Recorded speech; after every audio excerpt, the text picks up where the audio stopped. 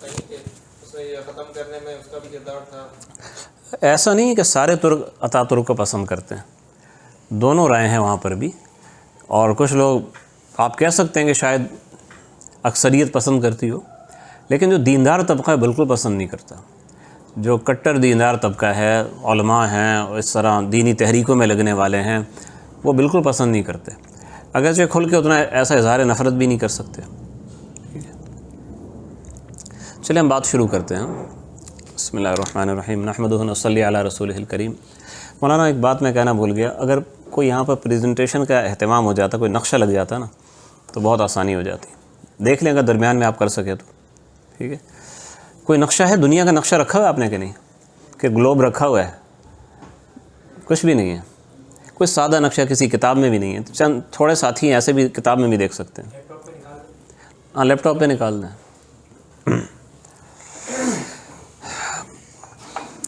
نحمدہ و نصلی علی رسولہ الکریم، اما بعد۔ ہم سلطنت عثمانیہ کے حوالے سے بات کرنے بیٹھے ہیں۔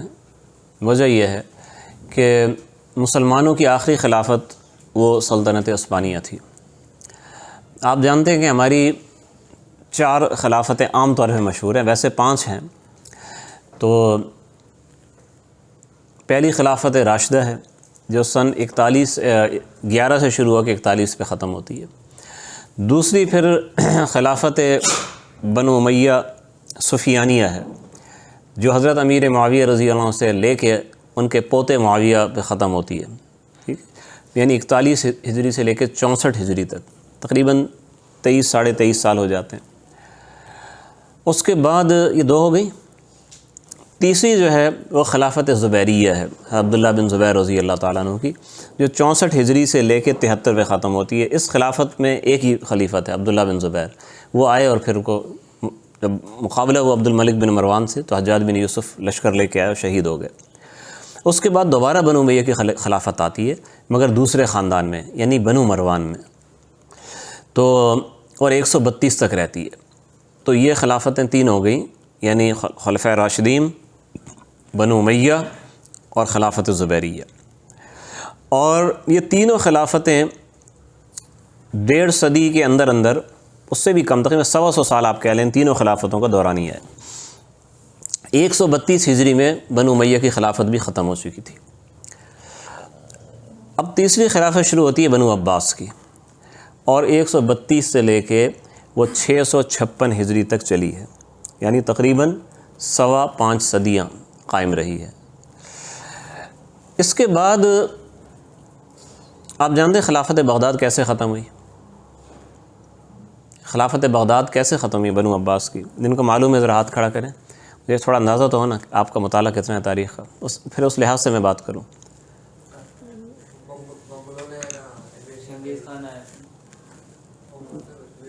ایک آپ کو معلوم ہے، ایک ان کو معلوم ہے، اور کن کو معلوم ہے؟ سب جانتے ہیں ماشاءاللہ، سارے علماء فضلاء بیٹھے ہیں، تاریخ کے عالم بیٹھے ہیں، خواہ چپ ہیں، مجھے غلط تاثر نہ ہو نا۔ تو آپ سب جانتے ہیں کہ ہلاکو خان نے حملہ کیا تھا 656 ہجری میں بغداد میں، پورے شہر کو تباہ کر دیا اور مسلمانوں کو قتل عام کر دیا، کسی کو نہیں چھوڑا، سوائے کچھ غداروں کے کہ جنہوں نے ان کو آنے کے لیے راستہ دیا تھا، ان کے ساتھ ساز باز کی تھی، کسی کو نہیں چھوڑا۔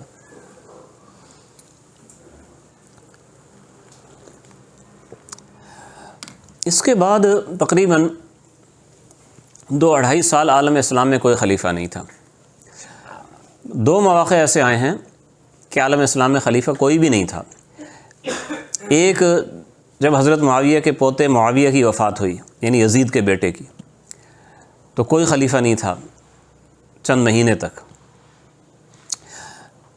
اس کے بعد عبداللہ بن زبیر نے خلافت سنبھالی ہے، تو یہ بیچ میں کچھ ٹائم 2 یا 2.5 مہینے وہ خالی گزرتے ہیں۔ پھر دوسرا موقع جب بغداد کی خلافت ختم ہوئی تو اس کے بعد تقریباً 2-2.5 سال خالی گزرے ہیں۔ ایک سناٹا تھا بھائی، ہمارے دارالخلافت ہی تباہ ہو گیا۔ تو اس وقت میں ایک عباسی شہزادہ وہ جان بچا کے مصر پہنچ گیا، تو مصر کے سلاطین نے علماء کے مشورے کے ساتھ اسے خلیفہ بنا دیا قاہرہ میں، ٹھیک ہے۔ اور ایک معاہدہ ہوا، معاہدہ یہ ہوا کہ طاقت سلطان کے پاس رہے گی اور منصب خلافت خلیفہ کے پاس ہوگا، اس خلیفہ کی حیثیت علامتی ہوگی، خلیفہ کے پاس لشکر نہیں ہوگا، اور خلیفہ سلطان کو ہٹا نہیں سکتا۔ البتہ نیا سلطان جو بھی ہوگا خلیفہ سے پروانہ لے گا۔ آپ پاکستان کا صدر آپ اسے سمجھ لیں کہ جو دستخط وغیرہ کرتا ہے، اس کی ایک عزت ہے، اس کا ایک وقار ہے، لیکن اختیارات اس کے بہت محدود ہوتے ہیں۔ صدر کا منصب کیوں لگایا جاتا ہے جی؟ جب اس کے پاس اختیار ہی نہیں، اس کو رکھتے کیوں ہیں؟ خرچہ بڑھانے کے لیے۔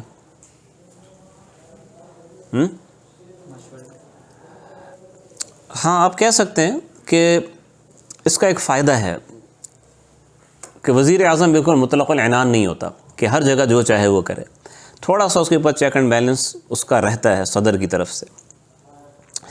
تو اسی طریقے سے وہ جو قاہرہ کی جو خلافت تھی، باوجود اس کے خلافت کے لحاظ سے کمزور تھا، لیکن اس منصب کا فائدہ بہرحال تھا کہ مسلمانوں کا ایک مرکزی نقطہ وحدت تھا۔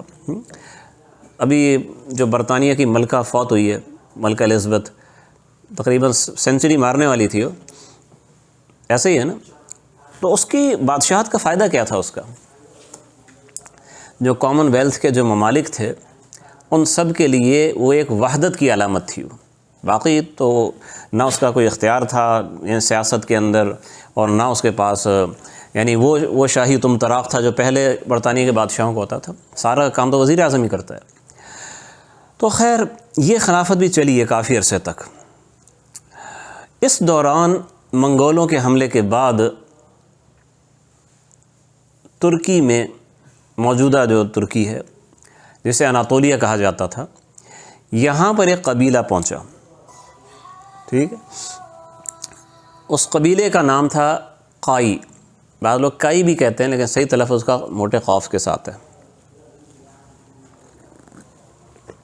اور قبیلے کے سردار کا نام تھا سلیمان شاہ، اور بعض مآخذ میں اس کا نام لکھا ہے گوندوز الپ، یہ دونوں نام ملتے ہیں۔ تو ہاں، سلیمان شاہ وہاں سے نقل مکانی کر رہا تھا شام کی طرف، ٹھیک ہے؟ اس کے مستقل اس کی وجود تھی۔ یہاں پہ آ کے اس کا انتقال ہو گیا، دریا میں ڈوب کے اس کی وفات ہو گئی، اور قبیلے کے اندر پھر پھوٹ پڑ گئی، یعنی آرا الگ ہو گئی کہ ہم نے ادھر جانا ہے کہ ادھر جانا ہے۔ تو قبیلے کا ایک حصہ وہ دوسرے راستے پہ چلا گیا، اور قبیلے کا ایک حصہ جس کا سردار ارطغرل لفظ لکھنے میں آتا ہے لیکن صحیح تلفظ چونکہ غین ترکی میں پڑھا نہیں جاتا، ارطغرل تھوڑا موٹا آپ اسے کر لیں، ارطغرل یہ اس کا صحیح تلفظ ہے۔ تو ارطغرل صاحب وہ باقی قبیلے کو لے کے اناطولیہ میں آگے چلے گئے، موجودہ ترکی میں۔ موجودہ ترکی میں اس وقت سلجوقی سلاطین کی حکومت تھی۔ سلجوقی ایک زمانے میں تقریباً پورے عالم اسلام کے حکمران تھے، پھر وہ کمزور ہوتے گئے، بکھرتے گئے، تو اب یہ سمجھیں ان کی باقیات رہ گئی تھیں۔ جیسے ہندوستان میں ایک زمانہ تھا مغلوں کا کہ کابل سے لے کے حیدرآباد دکن تک اور آسام برما تک وہ سارا مغلوں کے پاس تھا، لیکن آخری دور میں آپ دیکھیں تو بس وہ اکبر شاہ ثانی اور شاہ عالم اور بہادر شاہ ظفر، ٹھیک ہے، بس کچھ ان کے پاس اختیار نہیں تھا۔ تو آخری جو سلجوقی وہ کمزور سلجوقی سلاطین تھے اس زمانے میں، خیر ارطغرل کا زمانے میں تو وہ ایک اچھا مضبوط بادشاہ تھا، علاء الدین کیقباد نامی، وہ مضبوط بادشاہ تھا، اور اس وقت اس کی جنگ ہو رہی تھی بازنطینیوں سے۔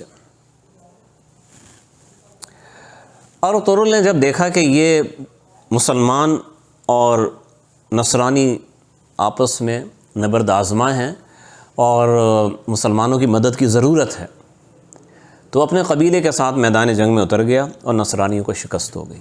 یہ تاریخ کی ایک بہت بڑی جنگ ہے، یہ بڑی یادگار جنگ ہے۔ اس میں مورخین نے، جو ہمارے قریبی مورخین ہیں، اردو کے تو ساری کتابوں میں یہ واقعہ غلط انداز میں لکھا ہے۔ اللہ تعالیٰ رحم فرمائے، ہماری اردو تواریخ کا حال بہت برا ہے۔ سب سے آپ یوں سمجھیں کہ معیار کے لحاظ سے گری ہوئی جو اردو تاریخ ہے نا، اردو تاریخ ہے، ٹھیک ہے، کوئی تحقیق نہیں کی، بھائی کچھ بھی روایت اٹھا لی، کچھ بھی معنی بنا لیا اور کام تمام ہوا جی۔ تو آپ اردو کی کوئی بھی تاریخ دیکھیں، اور خاص طور پہ وہ جو ہمارے یونیورسٹی وغیرہ میں جو بنائی جاتی ہے نا امتحان کی تیاری کے لیے، چھوٹی چھوٹی تاریخیں، اسپین کی بنا دی، فلاں پروفیسر صاحبہ، فلاں ڈاکٹر صاحب، وہ پرچے کی تیاری کے لیے ہوتی ہے، اور خود لکھنے والے کو پتہ نہیں ہوتا میں نے کیا لکھا ہے، ادھر سے کاپی کی ادھر پیسٹ کیا، بس کتاب تیار ہے جی۔ خیر اس میں ایک بات لکھی ہے کہ ارطغرل نے جو لڑائی کی تھی وہ صرف یہ دیکھ کے کی تھی چھوٹا لشکر کون سا ہے بڑا کون سا ہے، تو اس نے اندھا دھند چھوٹے لشکر کا ساتھ دیا اور بڑے کو شکست دے دی۔ یہ بات بالکل غلط ہے، کیونکہ جب بھی جنگ ہوتی ہے تو وہ نشانات کے ساتھ ہوتی ہے، پرچموں کے ساتھ ہوتی ہے، وردیاں مسلمانوں کی الگ ہوتی تھیں، کفار کی الگ ہوتی تھیں، تو وہ تو بالکل ظاہر تھا مسلمان کون ہے کافر کون ہے، اور اس کے پاس کوئی بہت بڑا قبیلہ تھوڑی تھا، چند ہزار آدمی تھے، انہیں خطرے میں یوں ڈال دینا کہ بھئی جو چھوٹی فوج ہے اس کے ساتھ شامل ہے، تو بالکل پاگل پن کی بات تھی۔ اگر مثال کے طور پہ آپ تصور کریں کہ پتہ نہیں چل رہا تھا، مثلا اتنی دھول تھی، مٹی تھی، کوہر تھا، تو ایسی صورت میں بھی عقل کا تقاضا یہ تھا بڑی کا ساتھ دیتا تاکہ مال غنیمت تو کچھ ہاتھ آتا۔ تو بات یہ کہ اس نے جہاد کے جذبے کے ساتھ، اسلامی جذبے کے ساتھ، جو مسلمان بادشاہ تھا اس کا ساتھ دیا، اور اسی بنا پہ پھر سلجوقی سلطان نے جنگ کے بعد اسے جاگیرداری بخش دی اس کو، اور اس کو اجازت دی کہ آپ بازنطینیوں کی جانب اپنی جاگیر جتنی بڑھا سکتے ہیں آپ بڑھائیں۔ چنانچہ اس نے اور بھی پھر اس نے آگے جنگیں کی اور اس نے قلعے فتح کیے، تو جو جاگیر سلطان نے اس کو دی تھی، سلجوقی سلطان نے، اپنی وفات تک اس نے اس کو کافی بڑھا لیا، کافی لمبی عمر پائی اس نے، تقریباً 90 کو وہ کراس کر گیا تھا، اور اس کی زندگی میں اس کا بیٹا عثمان وہ سمجھے اس کی جانشینی کرنا شروع کر دی تھی، اور اس کی وفات کے بعد وہ جاگیردار بن گیا۔ جاگیرداری کی توثیق سلجوقی سلطان نے کر دی۔ اب علاؤالدین کیقباد مر چکا تھا اس سے بہت پہلے، ٹھیک ہے، جب ارطغرل کی وفات ہوئی ہے تو اس سے کوئی لگ بھگ 40 سال پہلے وہ مر چکا تھا۔ اب جو سلجوقی سلطان تھے بہت کمزور تھے، یہ وہ زمانہ جو میں کہہ رہا تھا کہ ان کے پاس کوئی طاقت نہیں تھی، اور عثمان خان جو تھا وہ بڑا قابل تھا، تو آخری جو سلجوقی سلاطین تھے انہوں نے سمجھ لیا کہ جی ہم تو چراغ سحری ہیں، کسی ٹائم بھی بجھ جائیں گے، اور ہمارے بعد ہو سکتا ہے کہ اس پورے علاقے پہ بازنطینی قابض ہو جائیں، یا منگول بھی اس زمانے میں دندنا رہے تھے، بار بار لشکر کشی کرتے تھے، تو یہ پورا علاقہ ہو سکتا ہے یہ لے لیں، تو ہم تو جانے والے ہیں، آج نہیں تو کل ختم ہیں۔ تو اس نے شاہی علامات، نشانیاں اور اس کی سند وغیرہ عثمان خان کو لکھ دی 699 میں۔ تو 699 ہجری سے عثمان خان بادشاہ بن گیا، اور یہاں سے باقاعدہ سلطنت عثمانیہ شروع ہو جاتی ہے۔ 699 ہجری سے لے کے 1342 ہجری تک یہ حکومت رہی ہے، 650 سال ہو جاتے ہیں تقریباً۔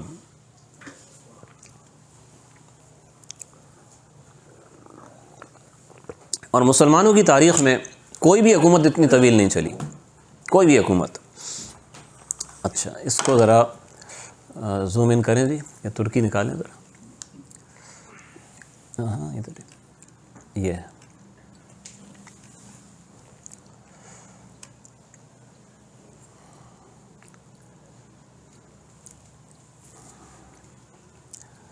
زوم ان کے دکھائیں، ہاں ہاں ٹھیک ہے، تھوڑا اور کریں نا آگے، میں پھر میں ٹچ اسکرین سمجھ کے اس کو ہاتھ لگا رہا ہوں اس کو، یہ دیکھیں کہاں گیا اس کے کنٹرول،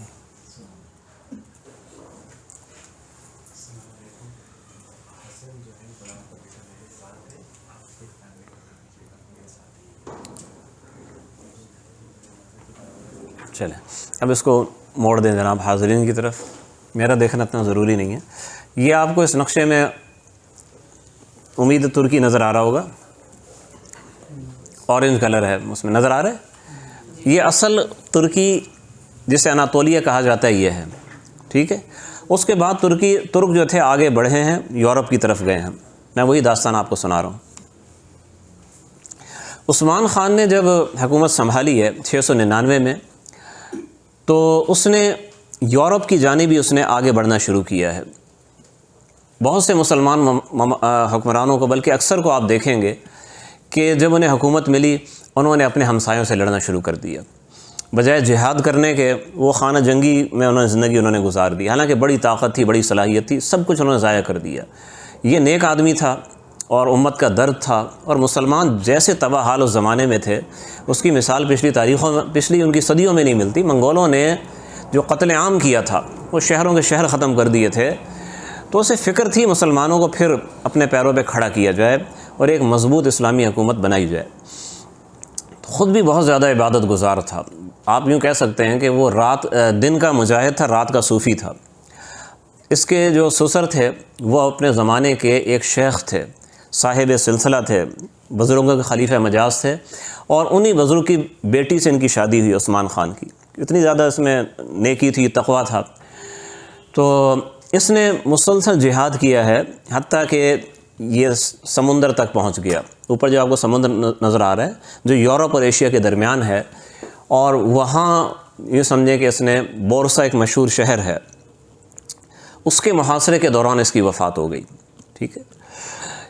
اس کے بعد اس کا بیٹا اور خان حکمران ہوا اور اس نے بورسا فتح کر لیا۔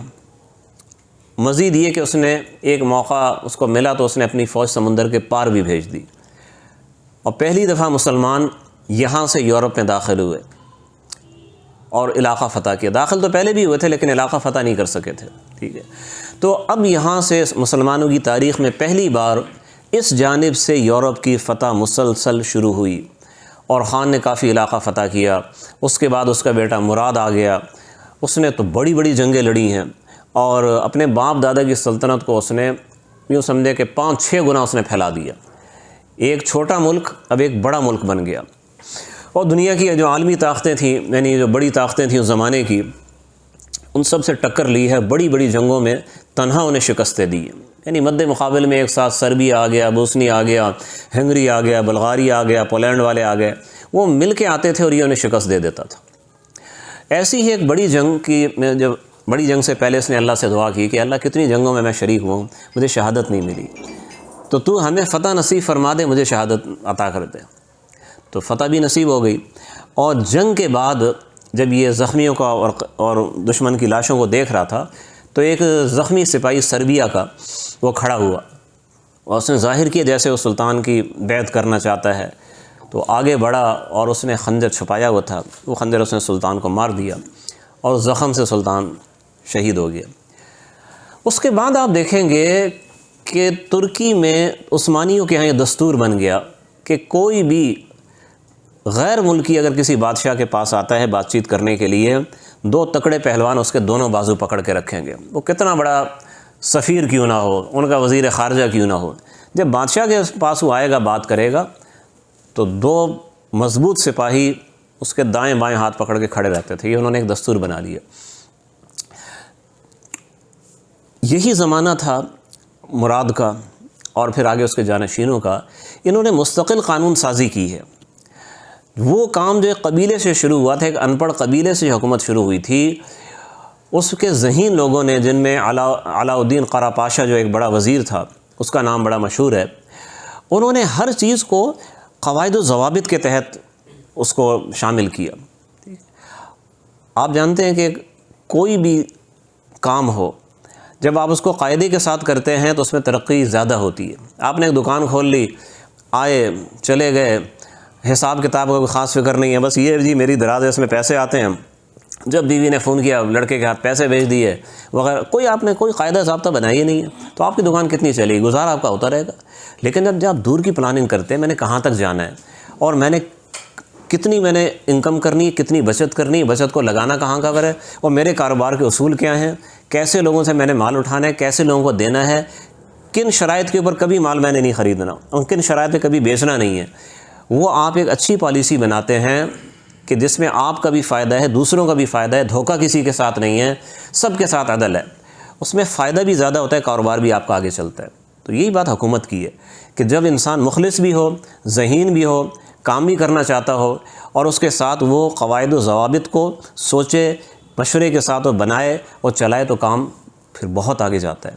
ہمارے تبلیغ کے کام کی مثال آپ کو دیتا ہوں کہ تبلیغ کے کام میں مشورے کی آپ دیکھتے ہیں کتنی زیادہ اہمیت ہے، کہ مسجد کے ساتھ ہی بھی جناب روزانہ مشورہ کریں، اور مرکز میں جو مشورہ جو ہوتا ہے وہ تو پھر بہت ہی اس میں بڑی باتیں ہوتی ہیں۔ ہمارے شیخ بتاتے تھے، مولانا یحییٰ مدنی صاحب رحمۃ اللہ علیہ، کہ مولانا الیاس صاحب رحمۃ اللہ علیہ کے زمانے کے بالکل شروع کا زمانہ تھا، اور تھوڑے سے لوگ مرکز میں ہوتے تھے، اور لوگ کہتے تھے بھئی کہاں جناب یہ تبلیغ آپ کہتے ہیں کہاں جائے گی، یہ جماعتیں بنا رہے ہیں۔ یہ مولانا الیاس صاحب فرماتے تھے کہ یہ لوگ جو ہے نا چیل گاڑی میں جائیں گے دوسرے ملکوں، جہاز کو چیل گاڑی کہتے ہیں میواتی لوگ، کہ چیل گاڑی میں بیٹھ کے جائیں گے۔ تو اس میں ایک تھے مولانا عبید اللہ صاحب۔ مولانا الیاس صاحب مولانا عبید اللہ صاحب سے کہتے ہیں کہ عشاء کی نماز پڑھ کے فوراً تو نے جا کے سو جانا ہے، اور پتہ لگ جاتا کہ یہ جاگ رہے ہیں تو پھر تنبیہ کرتے، میں نے کہا نہیں تھا سونے، اور دوسرے لوگ مجاہدے میں لگے ہوئے ہیں، خدمت کر رہے ہیں، بیان کر رہے ہیں، تشکیلات کر رہے ہیں۔ اور وجہ یہ تھی کہ مولانا الیاس صاحب کہتے تھے کہ یہ بندہ جو ہے دماغ ہے، یہ تبلیغ کا دماغ ہے یہ شخص۔ تو اگر مشورے کے ٹائم میں ان کو شریک کرتے تھے، مشورے کے ٹائم میں اگر اس کو نیند آ رہی ہوئی تو پھر یہ صحیح مشورہ کیسے دے گا؟ بات سمجھ میں آ رہی ہے؟ بڑوں کی بڑی بات ہے۔ تو خیر ان کا کام سارا مشاورت کے ساتھ ہوتا تھا، اور جو چیز طے ہو جاتی تھی ایک بار پھر اس پہ مضبوطی سے عمل کرتے تھے۔ تو آپ کو عثمانیوں کے شروع ہی کے دور میں جو ادارہ جاتی تنظیم ہے وہ ایسی عمدہ نظر آئے گی کہ آپ کو مسلمانوں کی پچھلی کسی سلطنت میں وہ ترقی آپ کو نظر نہیں آئے گی۔ ادارہ جاتی ترتیبات کی ترقی میں کہہ رہا ہوں، معیار کے لحاظ سے تو بہرحال خلفائے راشدین کا دور سب سے اعلیٰ تھا، ٹھیک ہے، میں تنظیمی لحاظ سے کہہ رہا ہوں، اتنی باریکیاں تھیں، اتنی جدتیں تھیں اس میں۔ اور یورپ کی بات، یورپ تو بہت پیچھے تھا، بہت پیچھے تھا، اور انہوں نے عسکری نظام بھی انہوں نے ایسا قائم کیا تھا کہ جو فاصلہ یورپ کی فوجیں جناب 2 مہینے میں طے کرتی تھیں، یہ اپنی خاص ترتیبات کے ساتھ اس فاصلے کو جناب وہ آدھے وقت میں طے کر لیتے تھے۔ ایسا نہیں تھا کہ وہ گھوڑوں پہ آتے تھے، ان کے پاس ٹرین تھی، ایسا نہیں تھا، ان کے پاس بھی گھوڑے تھے، لیکن لشکر کو کتنے ٹائم چلانا ہے، کتنے ٹائم اس کو آرام دینا ہے، کھانے میں کتنا ٹائم لگے گا، نماز میں کتنا ٹائم لگے گا، اور جناب اسلحہ کون سا لے کے جائیں گے، کوئی فالتو چیز ساتھ میں نہیں ہوگی، کوئی بھاری سامان ساتھ نہیں ہوگا، اس قسم کی باریک باریک باتوں کو مد نظر رکھ کے مشورے کے اپنی افواج کو ایسا تیز کیا تھا کہ یورپی افواج مقابلے نہیں کر سکتی تھیں۔ ایسے واقعات تاریخ میں لکھے ہیں کہ یورپی آئے، کئی ممالک کی فوج آئی بایزید یلدرم کے زمانے میں، کہ وہ آئے ہیں اور مسلمانوں کے عثمانیوں کے کافی ساری علاقوں پہ قبضہ کیا انہوں نے، ٹھیک ہے، یعنی سرحدی علاقے، دیہات وغیرہ، اور کہا کہ اب تو ہم بیت المقدس تک ہم جائیں گے، مکہ تک جائیں گے، یہ دعوے کر رہے ہیں، اور وہ یہ سمجھ رہے ہیں کہ جو سلطان بایزید ہے وہ اناطولیہ کے اندر مہمات میں مشغول ہے، اطلاعات یہ تھی واقعی وہ وہاں مشغول تھا، تو وہ یہاں کیسے پہنچے گا، تو اتنی دیر میں تو ہم ان کی مملکت کو تباہ و برباد کر کے کہاں سے کہاں پہنچ جائیں گے۔ اچانک انہیں پتہ لگا جنا بایزید آ چکا ہے۔ جب یہ خبر ملی تو یورپی بادشاہوں نے جھوٹ سمجھ کے خبر لانے والے کا مذاق اڑایا اور قہقہ لگائے، جناب بایزید آ رہا ہے، بایزید کہاں سے آ رہا ہے، وہ کوئی جن ہے جو آ رہا ہے۔ لیکن 2 گھنٹے بعد انہیں پتہ لگا کہ جس وادی میں ہمیں دوسری وادی میں عثمانی فوج آ چکی ہے۔ پھر تو جناب چھکے چھوٹ گئے اور طوطے اڑ گئے، اور جنگ ہوئی تو نفسیاتی طور پہ تو خوف پہلے ہی طاری تھا، اور شکست کھا کے بھاگے ہیں۔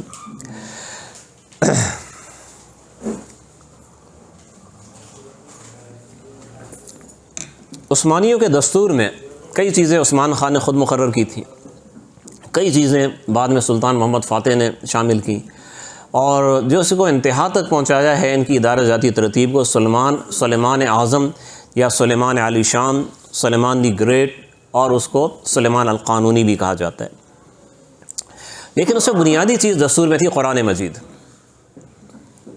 قرآن مجید ہمارے تبلیغ کے بزرگ تھے بھائی ابراہیم عبد الجبار صاحب، آپ میں سے بہت سے حضرات نے دیکھا ہوگا، پرانے جتنے بھی ساتھی ہیں جانتے ہیں ماشاءاللہ۔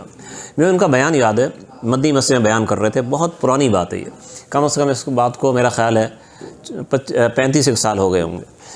تو وہ ایک بار سلطنت عثمانی کی تاریخ بیان کر رہے تھے شب جمعہ کے بیان میں، اس میں مجھے ان کے الفاظ یاد ہیں، کہتے ہیں پھر جب عثمانی آئے تو عثمانیوں کے ایک ہاتھ میں قرآن مجید تھا، ایک ہاتھ میں تلوار تھی، اور قرآن سے روشنی لے کے وہ جہاد کرتے جاتے تھے، تو بالکل صحیح بات تھی۔ اور جب تک وہ قرآن سے روشنی لیتے رہے اللہ تعالیٰ نے برکتیں اور رحمتیں اور نصرتیں قدم قدم پہ ان کے شامل حال رہیں۔ ایک کام انہوں نے جو کیا بہت عجیب تھا، اور جس کی وجہ سے ان کو جناب نشانہ بھی بنایا جاتا ہے، الزام بھی لگایا جاتا ہے، وہ تھا ینی چری فوج۔ ینی چری کیا ہے؟ جو جنگوں میں لڑکے لاوارث ہوتے تھے غیر مسلموں کے، اب بہت سے جناب وہ 10,000 کی فوج ان کی آئی، 50,000 کی فوج آئی، ان میں سے جناب 1/3 یا آدھے قتل ہو گئے، ظاہر ہے اپنے خاندان کے کفیل تو وہی لوگ تھے نا، اب ان کا علاقہ ہمارے قبضے میں آ گیا، اب ان کے بال بچوں کا کیا ہوگا؟ یہ فکر کس نے کرنی ہے؟ یہ فکر کس نے کرنی ہے بتائیں جی؟ جس نے قبضہ کیا ہے اسی کے ذمے ہے، ذمیوں کے بھی بہت زیادہ حقوق ہیں۔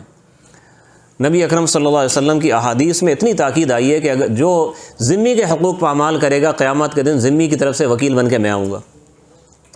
اب بتائیں کیا کر لے گا پھر انسان؟ تو اس لیے ان کے حقوق کی بڑی نگہداشت کرتے تھے، اور ایسے کئی واقعات ہیں کہ بعض یعنی تھوڑے نہیں، ایسے بہت واقعات ہیں کہ عیسائیوں نے اپنے قلعے خود عثمانیوں کے حوالے کیے اور کہا کہ ہمیں اپنے نصرانی بادشاہوں سے زیادہ آپ پر اعتماد ہے، آپ کے انصاف پر ہمیں یقین ہے۔ تو اس لیے وہ فکر کرتے تھے کہ اس جنگ کے اندر جو ان کے لوگ مارے گئے ہیں ان کے بچوں کا کیا کریں۔ تو ان کے لیے انہوں نے ایسی ترتیب بنائی کہ ان کے لیے بھی فائدہ تھا، سلطنت کے لیے بھی فائدہ تھا۔ ان یتیم بچوں کو سلطان اپنے فرزند کا خطاب دیتا تھا، یہ میرے بیٹے ہیں سارے کے سارے، کبھی وہ 500 ہوتے تھے، کبھی 1000 ہوتے تھے، کبھی 2000 ہوتے تھے۔ اور ان کی یہ بڑوں کی بات نہیں کر رہا، جو لڑکے بڑے ہوں تو اپنا کھائیں کمائیں گے، اپنے خاندانی کفالت کریں گے نا، وہ ایک 18 سال کا 20 سال کے چھوٹے بچوں کی بات کر رہا ہوں۔ تو ان کو ایک خاص، آپ اسے کیڈٹ کالج آپ کہہ سکتے ہیں، کیڈٹ اسکول آپ کہہ سکتے ہیں، وہاں بھرتی کر لیتے تھے، اور اس کا براہ راست انتظام سلطان کے ہاتھ میں ہوتا تھا، وائس چانسلر سلطان ہوتا تھا اس کا، اس لیے اس پہ بھرپور توجہ ہوتی تھی ایک ایک بچے پہ۔ اور ان کے لیے کھانا خود بادشاہ کے مطبخ سے پک کے آتا تھا، دیگیں خاص تھیں، وہ دیگیں جاتی تھیں بادشاہ کے ہاتھ سے، کہتے ہیں ہمارے والد نے ہمیں کھانا بھیجا ہے۔ تو ان کے دلوں میں بھی بادشاہ کی بڑی محبت تھی، بلکہ ایسی محبت تھی جو شاید باقی رعایا کو بھی نہیں ہوتی تھی، کیونکہ بادشاہ کے بیٹے کہلاتے تھے۔ جب پہلی فوج ایسی تیار ہوئی تو اس کو لے کے گئے ایک اللہ والے کے پاس، حاجی بکتاش، عثمانیوں کے بڑے بزرگ تھے۔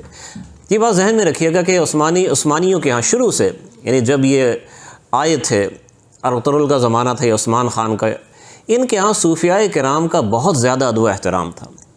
صوفیاء کرام کا آنا جانا اور ان کے ذکر کے حلقے اور ان کی تعلیمات وغیرہ، یہ ان سے بہت گہری عقیدت رکھتے تھے، اور یہ آخر تک چلتا رہا ہے۔ آخری جو خلفاء تھے ان تک یہ سلسلہ چلا رہا ہے۔ اکثر جو خلفاء تھے، سلاطین تھے، باقاعدہ بزرگوں سے بیعت ہوتے تھے، اور باقاعدہ وہ ذکر اذکار ان کے وظائف ہوتے تھے کہ ہم مولوی نہیں کر پاتے اتنا، ٹھیک ہے۔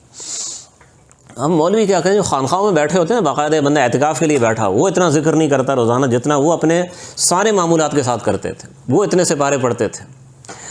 تو خیر وہ حاجی بکتاش کے پاس ان لڑکوں کو لے کے گئے۔ اچھا، اس میں یہ بات ذہن میں رکھیے گا، لڑکوں پہ جبر تو کوئی نہیں تھا، لیکن جب بچے شروع سے اسلامی ماحول میں رہیں گے، بالکل خود بخود وہ اسلام کی طرف آئیں گے۔ ویسے بھی ہر بچہ اسلام پہ پیدا ہوتا ہے، کل مولود یولد علی الفطرہ فابواہ یحودانہ او ینصرانہ او یمجسانہ۔ حدیث میں ہے کہ ہر بچہ اسلام پر پیدا ہوتا ہے، پھر اس کے ماں باپ یہودی بنا دیتے ہیں، عیسائی بنا دیتے ہیں، مجوسی بنا دیتے ہیں، بچے کی فطرت میں اسلام ہے۔ تو اس لیے بچے خود بخود مسلمان ہوتے تھے، بڑے پکے مسلمان ہوتے تھے۔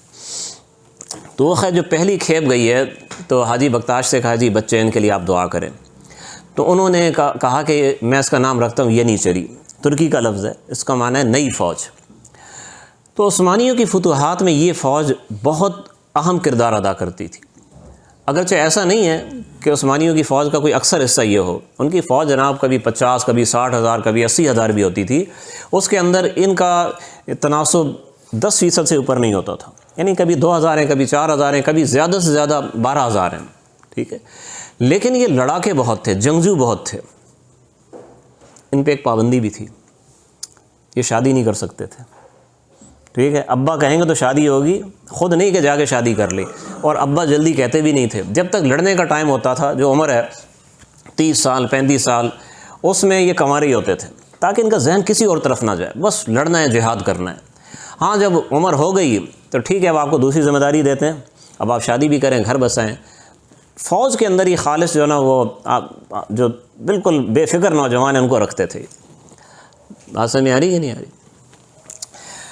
ان چیزوں کو یورپی مورخین بہت اچھالتے ہیں، مستشرقین اور ہمارے سیکولر کالم نگار بھی، کہ جو چیز بذات خود ایک قابل تعریف چیز ہے اس کو بھی سیاہ کر کے پیش کرتے ہیں اور یوں کرتے ہیں دیکھو یہ عثمانی سلاطین جو ہے نا یہودیوں کے بچے اٹھا کے لے جاتے تھے، عیسائیوں کے بچے اٹھا کے لے کے جاتے تھے، زبردستی مسلمانوں کو بنا لیتے تھے اور اس قسم کی باتیں. ٹھیک ہے، تو اچھا ایک بات یہ. دوسری بات جو ایک عام طور پہ کہی جاتی ہے کہ عثمانی سلاطین نے ان کے ہاں قانون تھا کہ جی اپنے بھائیوں کو قتل کر دو، جو بادشاہ اپنے بھائیوں کو قتل کر دے. معلوم ہے آپ کو؟ جی کس نے کہا بھائی؟ آپ نے کہا؟ دیکھیں ان کو معلوم ہے بھائی. یہ بات مشہور ہے کہ ان کے یہاں قانون تھا جو بادشاہ ہے بھائیوں کو قتل کرا دے، اور فلاں نے فلاں کو قتل کرایا، فلاں نے فلاں نے، حتیٰ کہ یہاں تک اکبر شاہ نجیب آبادی صاحب نے لکھا ہے، روایت لکھی ہے، اگرچہ تھوڑا سا انہوں نے اس میں دفاع کی کوشش کی ہے لیکن بعض نے تو وہ تبصرہ بھی نہیں کیا، بس سیدھا لکھ دیا کہ محمد فاتح جس نے قسطنطینیہ فتح کیا جب وہ بادشاہ بنا تو اس نے اپنے شیر خوار بھائی کو جو اس کی سوتیلی ماں سے تھا، سوتیلی ماں وہ اس کو مبارکباد دینے محل آئی ہوئی تھی کہ آپ کو تخت شاہی مبارک ہو، اور اسی ٹائم سلطان کے حکم سے ایک سپاہی جا کے اپنے شیر خوار بھائی کو اس کا گلا گھونٹ کے اسے قتل کر رہا تھا. اب ظاہر ہے اس بات پر کوئی یقین کرے تو اسے کتنی نفرت ہوگی، کیسا ظالم آدمی تھا، شیرخوار بچے کو بھی نہیں چھوڑا. یہ ایسی بہت ساری چیزیں جو ہماری تاریخ میں شامل کی گئی ہیں اور ہمارے اردو دان مورخین بالکل تحقیق نہیں کرتے. جب اردو لکھنے والے مورخین تحقیق نہیں کرتے، تاریخی جو ناول لکھتے ہیں وہ کیا تحقیق کریں گے؟ تو تاریخی ناول تو بالعموم وہ جھوٹ پر ہی مبنی ہوتے ہیں، اور تاریخی ڈرامے وہ اس سے زیادہ جھوٹ پہ مبنی ہوتے ہیں.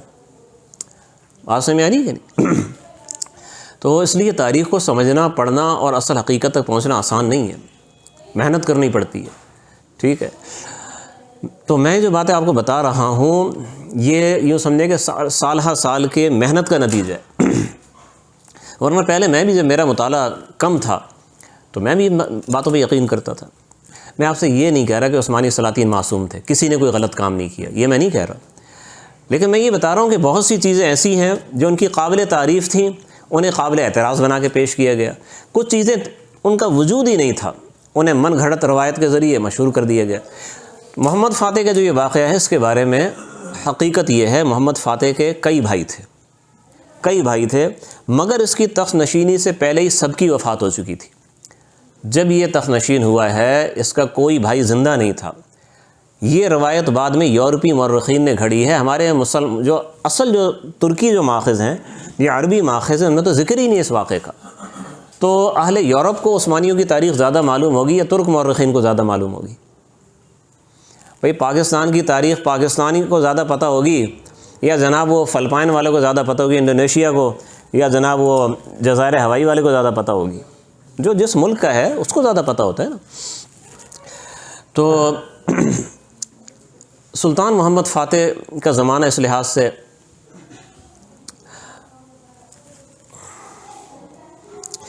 یہ میں بات آپ سے کر رہا بھائیوں کے قتل کی. البتہ بعض واقعات ہوئے بھی ہیں بھائیوں کے قتل کے، یہ نہیں کہہ رہا نہیں ہوئے، اور جس نے کیا غلط کیا، لیکن ایسا نہیں ہے کہ کوئی قانون بنا ہوا تھا کہ جو آئے قتل کرے.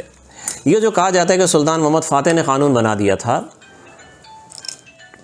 تو پہلے تو یہ دیکھا جائے کہ اس قانون کے الفاظ کیا تھے. ٹھیک ہے، تو اس قانون کے اصل الفاظ کو کوئی نقل نہیں کرتا. دوسرا، قانون کے اصل الفاظ بھی آپ کے سامنے ہوں تو آپ بتائیں، پاکستان کے آئین کی ایک لائن لکھی ہوئی ہے، کیا اس کی تشریح من عن وہ ہوگی جو کوئی بھی آدمی کر دے، یا قانون کی تشریح قانون دان کرے گا؟ قانون کی تشریح قانون دان کو پتہ ہوتی ہے. بعض ایسے اصطلاحی الفاظ ہوتے ہیں عام آدمی اس کا کیا سے کیا مطلب لے لے گا. محمد فاتح نے جو قانون بنایا تھا، اس قانون کے ماہرین ہیں ان کی تشریح کے مطابق وہ کوئی نیا قانون نہیں تھا، وہ ایک عام قانون کی خاص تشریح تھی، ایک عام قانون کی خاص شکل کو بیان کیا تھا. عام قانون کیا ہے، اور وہ پہلے سے اسلامی شریعت میں بھی ہے اور ہر حکومت اس کو استعمال کرتی ہے، کہ اگر کوئی شخص وہ ریاست کے خلاف کھڑا ہو جائے، تو آپ اس سے قتال کر سکتے ہیں، اس سے جنگ کر سکتے ہیں، اسے قید کر سکتے ہیں، اسے قتل کر سکتے ہیں، ٹھیک ہے؟ ایسا ہے کہ نہیں؟ ہر جگہ ہوتا ہے۔ اس کی خاص ایک شکل ہے کہ اگر وہ بھائی ایسا کرے تو پھر کیا ہے؟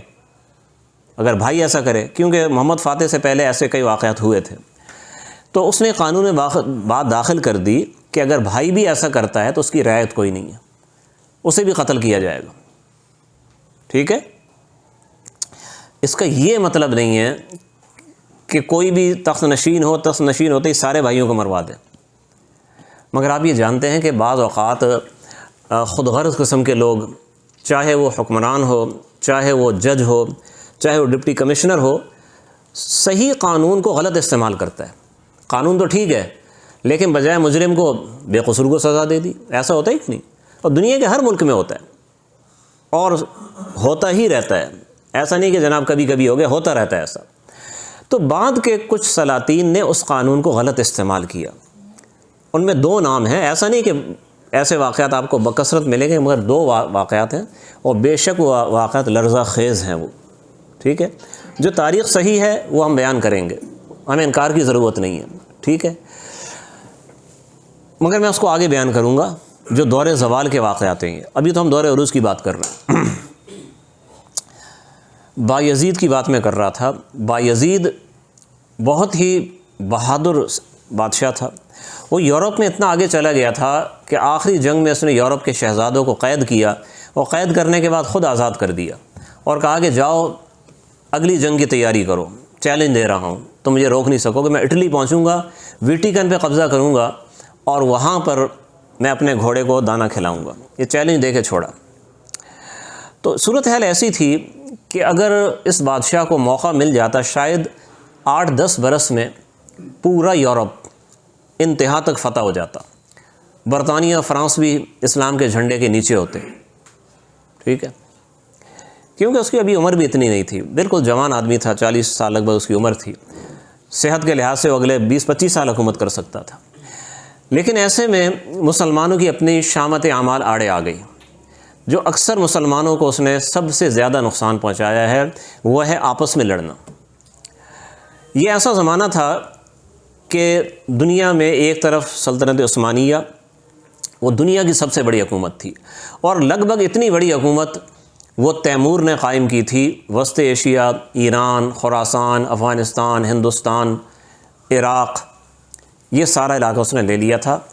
شام کی طرف بھی اب وہ بڑھ رہا تھا، اور اس کا اگلا ارادہ یہ تھا کہ میں ترکوں سے لڑوں گا، بایزید سے لڑوں گا۔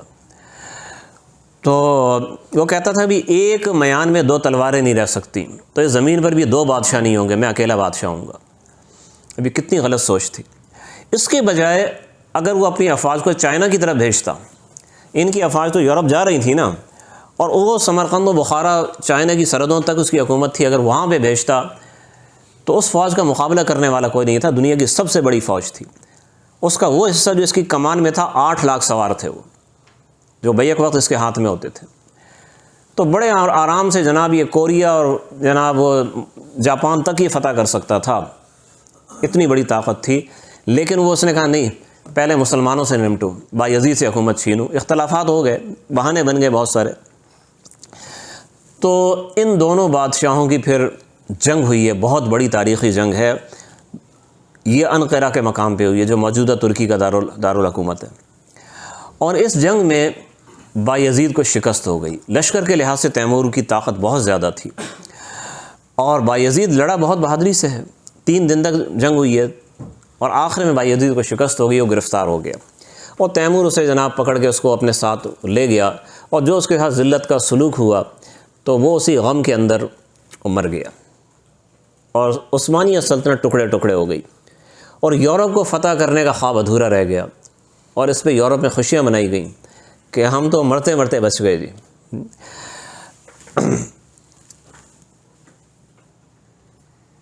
10 سال تقریباً ایسے گزرے کہ سلطنت عثمانیہ نام کی کوئی چیز نہیں تھی۔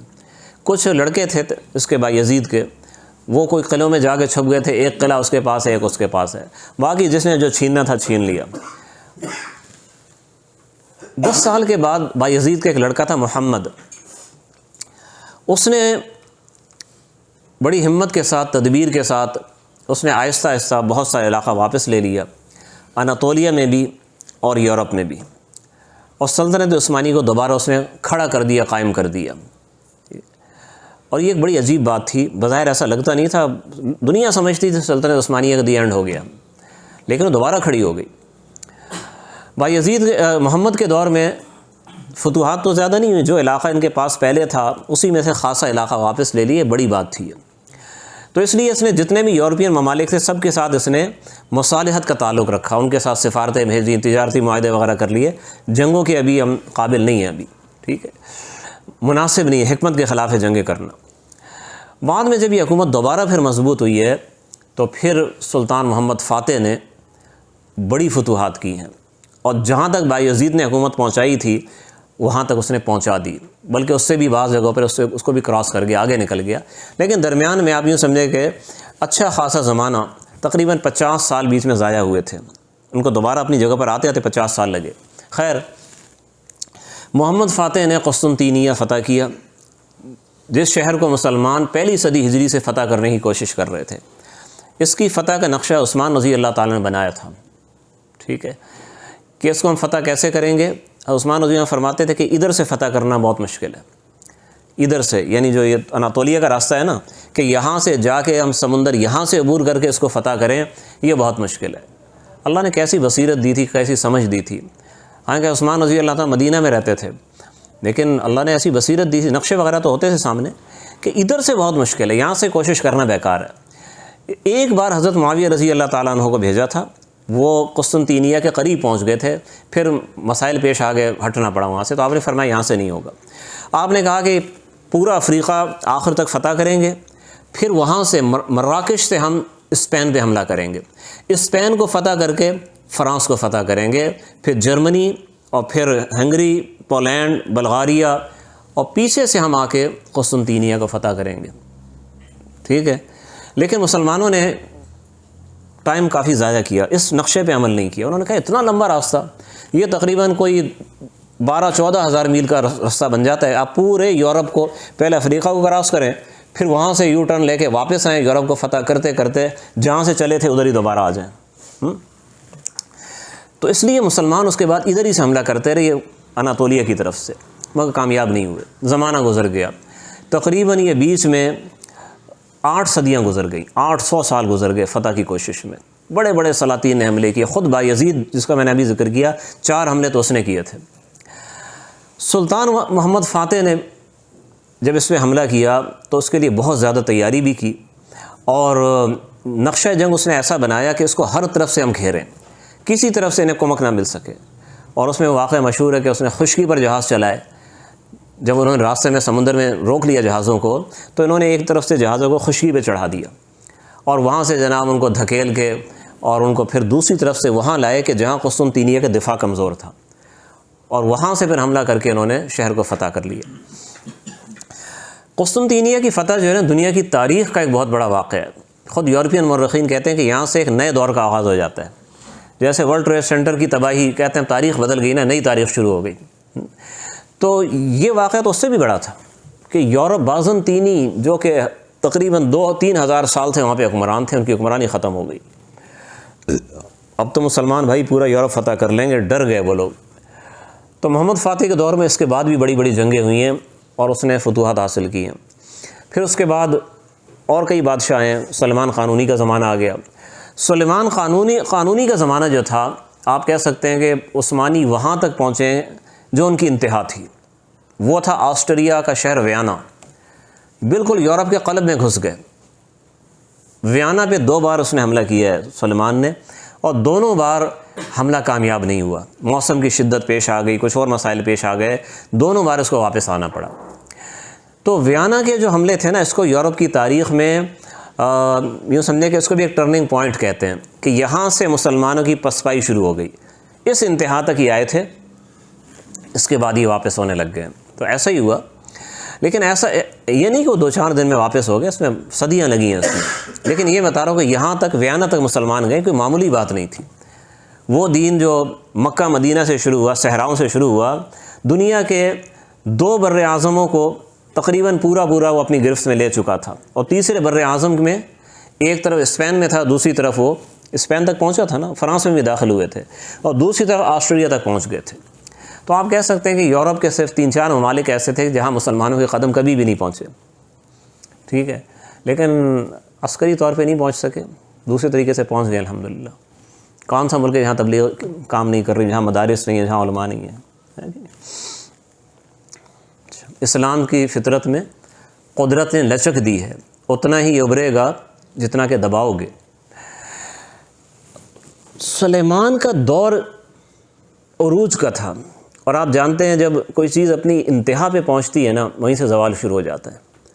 آپ نے راکٹ فائر کیا ہے کہ یہ جناب 8000 کلومیٹر تک جائے گا، وہی رینج آپ نے رکھی ہے، تو اس کی ایک بلندی ہوتی ہے، وہ بلندی ختم ہوتی ہے تو لا محالہ اس کے بعد پھر اس نے نیچے آنا ہے، ایسا ہے کہ نہیں؟ دنیا کی سب سے اونچی چوٹی کون سی ہے دنیا میں؟ ایورسٹ ہے نا۔ آپ ایورسٹ تک آپ پہنچ گئے، اب اس سے اوپر آپ کہاں جائیں گے؟ آپ پھر آپ نے نیچے اترنا ہے اس کے بعد، ٹھیک ہے، لیکن یہ بھی بڑی بات ہے کہ اتنا اوپر تک آپ گئے تھے۔ تو یہ عروج کے بعد اللہ کی طرف سے قانون ہے دنیا کا کہ زوال آپ کو ہوتا ہے۔ اللہ دکھاتے ہیں کہ بھئی نہ سلطنت کسی کی ہے، نہ مملکت کسی کی ہے، قل اللہم مالک الملک، اللہ کے پاس ہی ہے۔ تو سلمان کے دور میں ایک ایسا واقعہ پیش آیا کہ سمجھے کہ وہ زوال کی بنیاد تھی، اگرچہ فوری طور پہ زوال نظر نہیں آتا۔ سورج جب نصف النہار پہ ہوتا ہے اس کے بعد نیچے آتا ہے نا، لیکن فوری طور پہ پتہ نہیں چلتا، 15-20 منٹ میں جا کے پتہ لگتا ہے بھی زوال شروع ہو گیا، سایہ لمبا ہو رہا ہے، حالانکہ زوال تو وہ جو سیکنڈ لکھا ہے آپ کی جنتری میں اسی ٹائم شروع ہو گیا تھا، لیکن پتہ تھوڑی دیر بعد چلتا ہے۔ تو اسی طریقے سے زوال شروع اس وقت ہوا، اس کا اندازہ بعد میں ہوا کیا تھا؟ عورتوں کی سیاست۔ عورتوں کی سیاست بہت خطرناک ہوتی ہے بھائی، بچ کے رہنا، ہوشیار رہنا ذرا، خاص طور پہ کنوارے حضرات، شادی شدہ حضرات کو تو تجربات ہیں ماشاءاللہ۔ ایک طرف نبی پاک صلی اللہ علیہ وسلم نے فرمایا کہ تم میں سے بہتر وہ ہے جو اپنے گھر والوں کے ساتھ اچھا، وہ بات بھی اپنی جگہ ہے۔ دوسری طرف قرآن کہتا ہے ان کیدکن عظیم، عورتوں کا مکر سب سے بڑا ہے۔ شیطان کے مکر کے بارے میں کیا فرمایا؟ ان کید الشیطان کان ضعیفا، شیطان کا مکر ضعیف ہے، اور عورتوں کا مکر بڑا ہے جی۔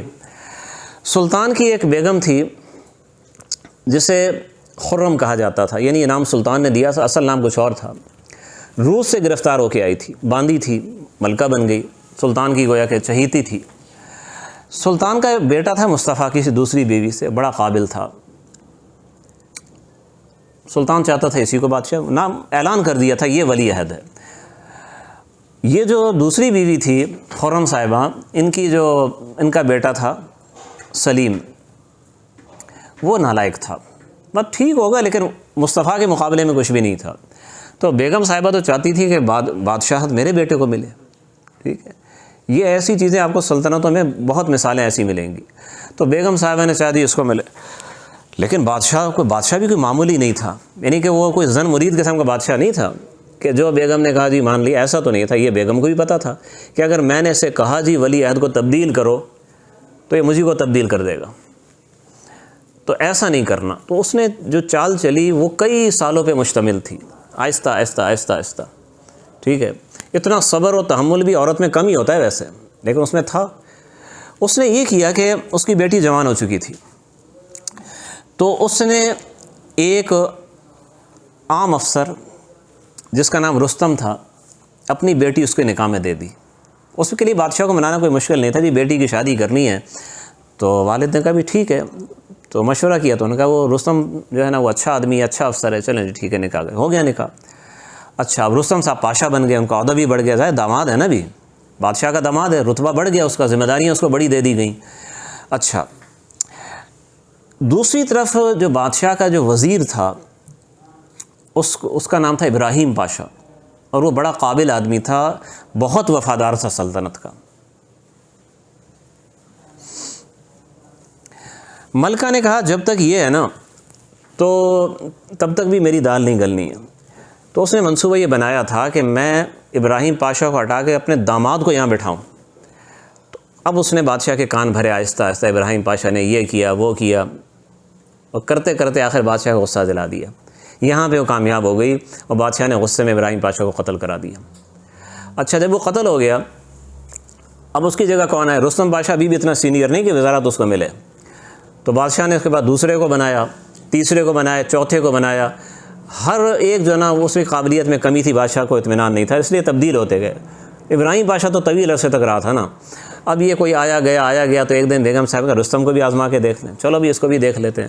اب رستم پاشا بن گئے جی وزیر اعظم، اور اس زمانے کا جو وزیر اعظم ہوتا تھا وہ ہمارے وزیر اعظم جیسے ہی ہوتا تھا، یعنی بلکہ بہتر ہوتا تھا، یعنی اختیارات اس کے ہاتھ میں ہوتے تھے۔ بادشاہ کی مثال آپ آرمی چیف کی آپ سمجھ لیں، سلطان کی، جو وزیر اعظم سے بھی ہمارے ہاں آئین کے لحاظ سے تو اوپر نہیں، وہاں تو آئین کے لحاظ سے اوپر ہوتا تھا نا۔ تو اب سارے اختیارات، ملک کا اندرونی کام سارا رستم پاشا صاحب کے ہاتھ میں ہے۔ تو رستم پاشا صاحب کو ملکہ نے کہا کہ بھئی میں نے بیٹی میں نے تجھے دی ہے، وزیر میں نے تجھے لگوایا، میرا تو نے کام کرنا ہے کہ تو نے سلیم کو ولی عہدی کی طرف لانا ہے، مصطفیٰ کے خلاف بادشاہ کو بھڑکانا ہے۔ تو وہ تو سمجھے کہ ملکہ کا پہلے ہی بندہ احسان تھا، اس نے یہ کام کیا، آہستہ آہستہ غلط خبریں بادشاہ کو پہنچتی نہیں مختلف ذرائع سے، اور بادشاہ جو ہے مصطفیٰ پہ غصہ ہوتا رہا، یہاں تک کہ بادشاہ کو یہاں تک بات پہنچائی گئی کہ مصطفیٰ جو ہے وہ شیعہ ہو گیا ہے، بدعقیدہ ہو گیا ہے، رافضی ہو گیا ہے۔ تو خلاصہ یہ کہ آخر میں بادشاہ نے مصطفیٰ کو قتل کرا دیا، جو سلطنت عثمانیہ کے لیے بہترین جانشین ثابت ہوتا۔ اس کے بعد ظاہر ہے وہ سلیم رہ گیا تھا، اس کو جانشین بنا دیا۔ تو جب سلیم آیا تو اس کے بعد سلطنت کی جو فتوحات تھی وہ رک گئیں، اور یہ وہ بادشاہ تھا کہ جس نے جہاد پہ جانا ترک کر دیا تھا۔ اس سے پہلے سلیمان تک ہر بادشاہ جہاد پہ جاتا تھا، یہ پہلا بادشاہ تھا جو محل کے اندر وہی کافی ہے بس۔ پھر اس کا بھی انتقال ہو گیا، اب آگے پھر اس کا بیٹا آ گیا جناب مراد ثالث آ گیا۔ یہ وہ شخص ہے جس نے آتے کے ساتھ سب سے پہلے، جیسے ایک بندہ ہوتا ہے وہمی بندہ ہوتا ہے، ہر چیز سے کہتا ہے یہ نہ ہو جائے وہ نہ ہو جائے، اس نے اپنے 5 بھائیوں کو قتل کرا دیا۔ بس بھائی کیوں قتل کرائیں سلطان معظم جی، یہ بغاوت کر سکتے ہیں، مجھے ان سے خطرہ ہے بغاوت کا، 5 کو قتل کرا دیا۔ اچھا، اور یہ پہلا شخص ہے عثمانی سلاطین میں کہ جس کے زمانے میں رشوت شروع ہوئی، اور اس کے زمانے میں آپ دیکھیں کہ فوج کے اندر میں نوشی بھی شروع ہو گئی، چوری چھپے شراب وراب پینا۔ پہلے تو بہت سخت پابندیاں تھیں، بلکہ خود اتنے ایمان اتنے مضبوط تھے، ان چیزوں کا سوچتے بھی نہیں تھے، لیکن کچھ نہ کچھ یہ گناہوں کا آپ یہ دیکھیں گے دنیا کی تاریخ میں کہ گناہوں کا رواج اور قوموں کا زوال ایک ساتھ ہی شروع ہوا ہے، اور تقوی کی کثرت، اللہ کی طرف رجوع اور ترقی اور عروج اور نصرت وہ ایک ساتھ ہوتی ہے۔ یہ باتیں لازم و ملزوم ہیں، یہ ہو نہیں سکتا کہ قوم کے مقتدر لوگ اور قوم کے اندر گناہ عام ہو رہے ہوں اور ساتھ ساتھ جناب قوم عروج کی طرف جا رہی ہو۔ جی تو خلافت تو نہیں کہیں گے نا، یہ بادشاہی سسٹم پہ ہی آ گئے تھے۔ جی کا بیٹا آئے گا، وہی یورپ کے اسٹرکچر کو لے کے چل رہے تھے۔ یہ یورپ کا کلچر تو ابھی نہیں آیا تھا، لیکن یہ خلافت اس کو اس طور پہ کہا جاتا ہے کہ یہ عنوان تھا، جیسے پاکستان کے لیے صدر عنوان ہے جی، وزیر اعظم عنوان ہے۔ باقی شرعی لحاظ سے جو خلافت کی مطلوبہ صفات ہیں وہ تمام عثمانی سلاطین میں نہیں تھیں، بعض میں تھیں بعض میں نہیں تھیں، ٹھیک ہے جی۔ ابتدا ان کی ایسی چلی تھی، ابتدا تو بہت اچھی تھی، تو خیر ابتدا سے مراد یہ کہ کئی 100 سال تک ہی بہت اچھے چلتے رہے، اس کے بعد پھر یہ زوال شروع ہوا۔ تو خاص طور پہ مراد کے دور میں وہ چیزیں پھر بہت واضح ہو گئیں، اور رشوت وغیرہ بھی شروع ہو گئی، اور پینا پلانا بھی شروع ہو گیا، اور 5 بھائیوں کا قتل بذات خود ایک کتنا بڑا جرم تھا۔ تو اس کا نتیجہ کیا ہوا؟ اچھا پھر اس کے بعد جو اس کا بیٹا آیا نا محمد ثالث، یہ مراد کے 20 بیٹے تھے، ان میں سے جو بڑا تھا محمد وہ بادشاہ بنا ہے، تو اس نے بادشاہ بنتے اپنے 19 بھائیوں کو قتل کرایا ہے، یعنی ادھر باپ کا جنازہ پڑا ہوا ہے، ادھر 19 بھائیوں کو قتل کر کے ان کے جنازے بھی ساتھ رکھے گئے، 20 جنازے ایک ساتھ محل سے نکلے، ان کی تدفین بھی ایک ساتھ ہی ہوئی ہے۔ تو یہ بات ایسی تھی کہ ایک تو آپ بالکل اسلام کے خلاف ہے، انسانیت کے خلاف ہے، اخلاق کے خلاف ہے، اور دوسرا اس کا نقصان یہ ہوا کہ ایک ساتھ آپ یوں سمجھیں کہ جو قابل شہزادے ہیں وہ ختم ہو گئے، شہزادے ہی ختم ہو گئے، بات سمجھ میں آئی نہیں؟ چنانچہ پھر وہ زوال کا زمانہ بڑھتا گیا، بیچ میں کچھ اچھے سلاطین ہیں سنبھالنے کی کوشش کی لیکن نہیں ہو سکا۔ عورتوں کا زمانہ، عورتوں کا تسلط بڑھتا گیا، کیونکہ اب جو شہزادے آتے تھے وہ جناب محلوں کے اندر ہی پرورش انہوں نے پائی ہوتی تھی، جہاد میں جب بادشاہ نہیں جاتا شہزادے کیا جاتے، ٹھیک، بھائیوں کا قتل زیادہ عرصے نہیں چلا ہے، یہ 2-3 بادشاہوں نے کرایا، اس کے بعد والوں نے کہا نہیں قتل نہیں کرانا ہے، بس قید کر دینا ہے یا ان کو نظر بند کرنا ہے، پڑھائی شڑھائی محل میں ہوگی، مہمات میں نہیں بھیجنا ہے، فوج دی تو وہ پھر بغاوت کر دے گا، فوج نہیں دینی ہے، تو فوجی تربیت ہی نہیں تھی تو جہاد کیا کریں گے وہ؟ تو کمزور سلاطین کا دور شروع ہوا، تو پھر سیاسی زمام ماؤں نے سنبھال لی، ٹھیک ہے، جو والدات محترمات تھیں وہ کہتی تھیں بیٹا تو کم سن ہے، اس کو تو پتہ نہیں ہے، حکومت میں بڑے فیصلے میں کروں گی۔ چنانچہ بیچ میں ایک زمانہ آیا جس کو ملکہ کوسم کا زمانہ کہا جاتا ہے، 28 سال اس کی حکومت رہی ہے، اس کے زمانے میں 4 بادشاہ گزرے ہیں، ٹھیک ہے، نوجوان تھے، ایک آیا ایک اس کا بیٹا تھا، دوسرا بیٹا تھا، تیسرا پوتا تھا، اس طریقے سے دادی بن کے حکومت چلاتی رہی، اور ایسا اس کا مطلب اس نے سب چیز اپنے کنٹرول میں لے لی تھی، اب وہ دادی بن گئی، دادی کے سامنے کون بات کرے؟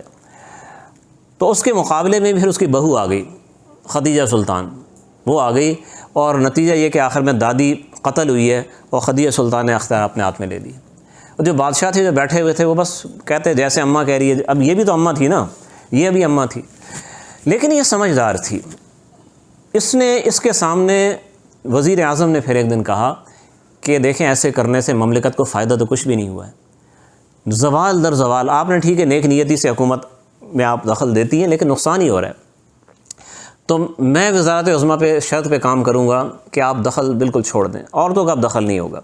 تو پہلے تو بڑی حیران ہوئی، کیونکہ جو بھی وزیر آتا تھا وہ تو کہتا سر تسلیم خم ہے جو آپ کہیں، یہ کون ہے اپنی شرائط کے اوپر مجھ سے بات کر رہا ہے، لیکن سمجھ گئی یہ ٹھیک بات کہہ رہا ہے، تو اس نے پھر بالکل پابندی لگا دی، میں بھی پیچھے ہٹ رہی ہوں، میرا کوئی تعلق نہیں حکومت سے، اب یہ جیسے حکومت چلائیں، تو یہاں سے تھوڑا سا سلطنت کو سنبھالا ملا ہے، ٹھیک ہے، اب کمزور بھی آتے رہے، کچھ اچھے حکمران بھی آتے رہے، آخری جو ان کا حکمران تھا زوال تو ہو رہا تھا، شکستیں تو ہو رہی تھیں، اور ان شکستوں کے درمیان تھک تو نہیں ہے بھیا حضرات، نیند تو نہیں آ رہی، 3 سلاطین ایسے تھے، اب یہ زمانہ آ گیا جو ہمارے مغلوں کا زوال ہے، اورنگزیب عالمگیر کی وفات ہوگی ہندوستان میں، آگے کمزور سلاطین آ رہے ہیں، ادھر بھی کمزور سلاطین ہیں، مگر فرق یہ تھا کہ اورنگزیب کے بعد جو یہاں زوال آیا نا، بعد میں کوئی مضبوط حکمران نہیں آیا، عثمانیوں کے ہاں اللہ نے ان کو ایک سنبھالا دیا کہ 3 سلاطین بیچ میں آئے ہیں، ہر کے بیچ میں وقفہ ہے، بیچ میں ایک ان میں آئے محمود اول۔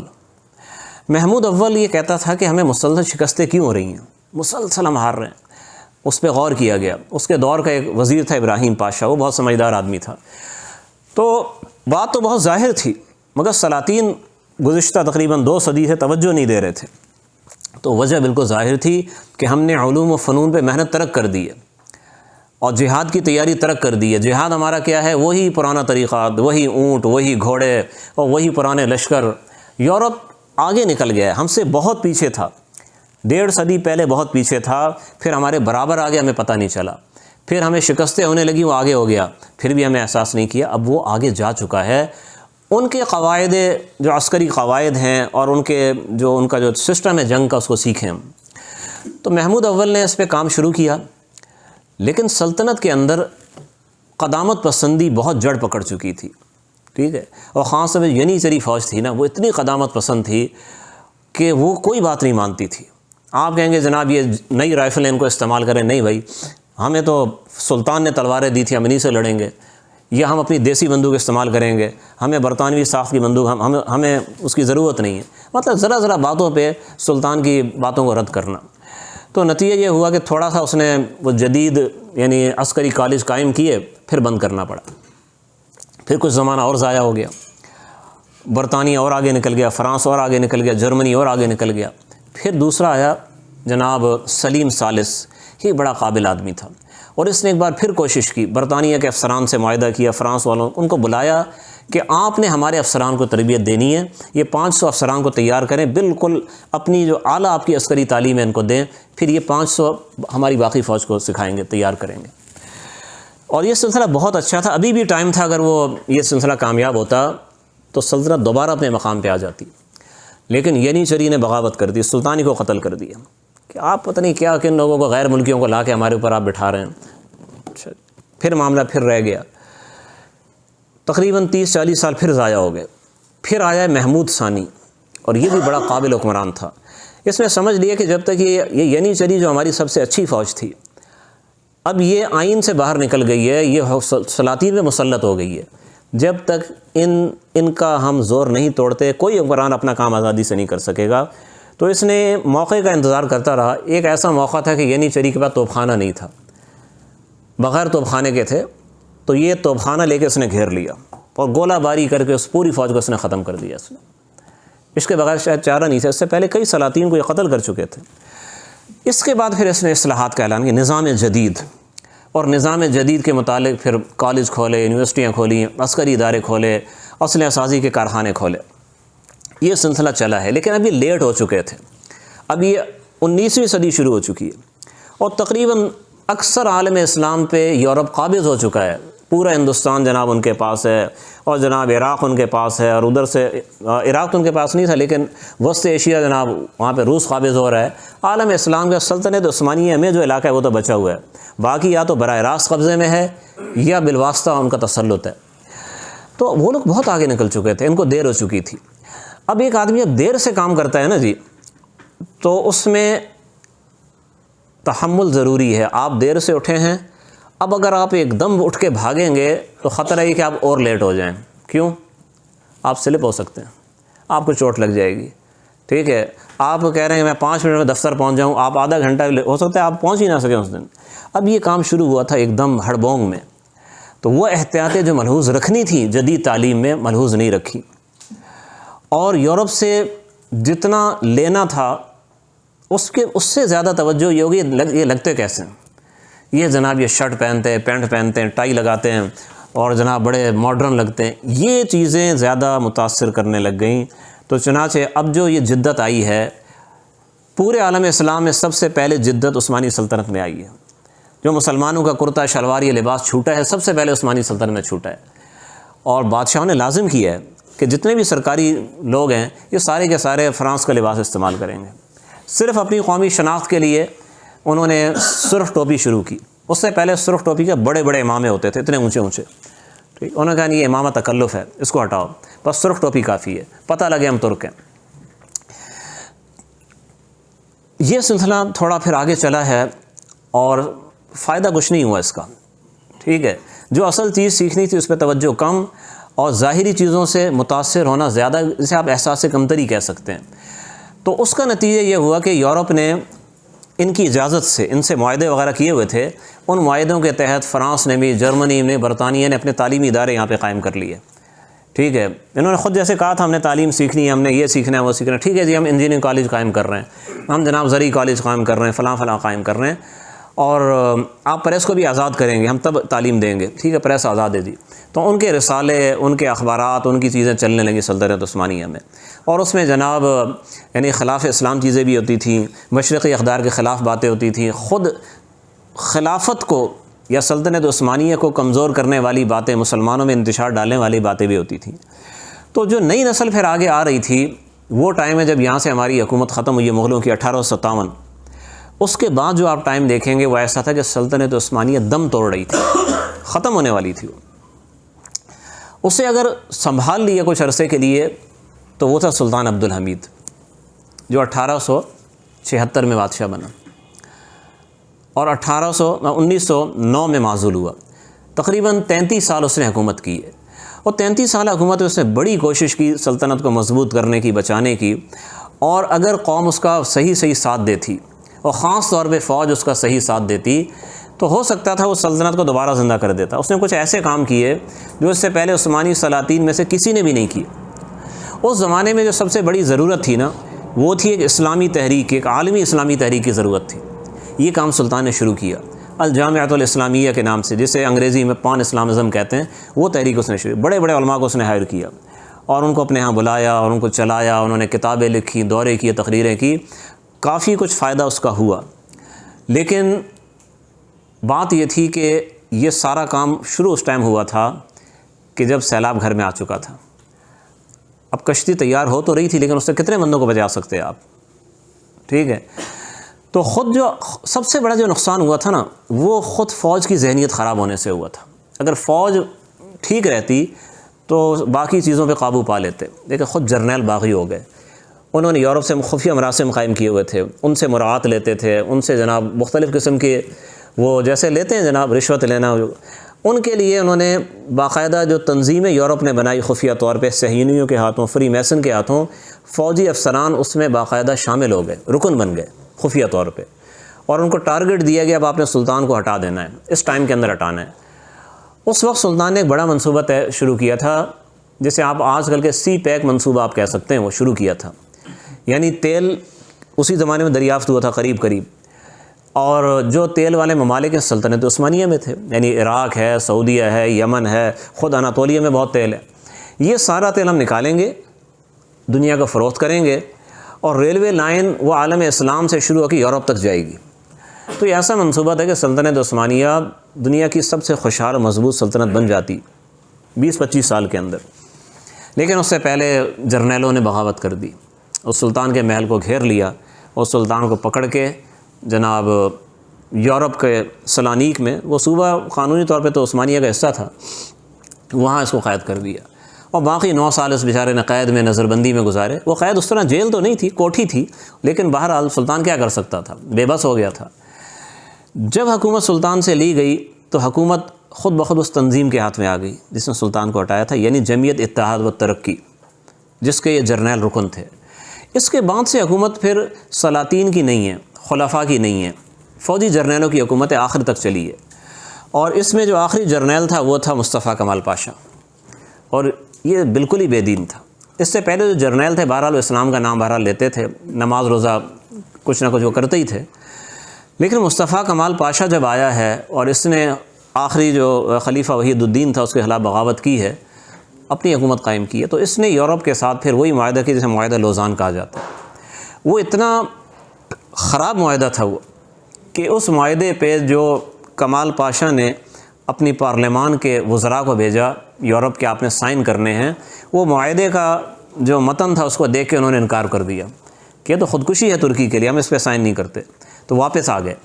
تو مصطفیٰ کمال پاشا نے پھر اپنی ویٹو پاور استعمال کی۔ وہ جمہوری حکمران تو نہیں تھا، وہ جمہوری ویسے ہی تھا جیسے ہمارے صدر مشرف جمہوری صدر تھا، اسی قسم کا تھا، فوجی پاور سے آیا تھا، تو اس لیے اس نے ویٹو کر دیا اور اس پہ سائن کر دیے، اور اس پہ سائن کرنے کے ساتھ ترکی اپنے تمام علاقوں سے دستبردار ہو گیا، اور اس کے مطابق جناب سعودیہ کسی اور کے پاس، یمن کسی اور کے پاس، شام جو ایک صوبہ تھا اس کو 5-6 حصوں میں کر دیا، لبنان جناب الگ ہے، فلسطین الگ ہے، اردن الگ ہے، اور پھر پہلے سے طے تھا کہ اس کے اندر ہی ہم نے اسرائیل بنانا ہے اور بیت المقدس اس کو دینا ہے۔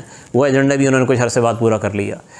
اور جو مصطفیٰ کمال پاشا نے جو کیا، کوئی ایماندار آدمی نہیں کر سکتا۔ ترکی میں جو اسلام کو انہوں نے کھرچ کے ختم کیا ہے، ایسا ظلم تو امریکہ میں بھی نہیں ہے، برطانیہ میں نہیں تھا، فرانس میں نہیں تھا۔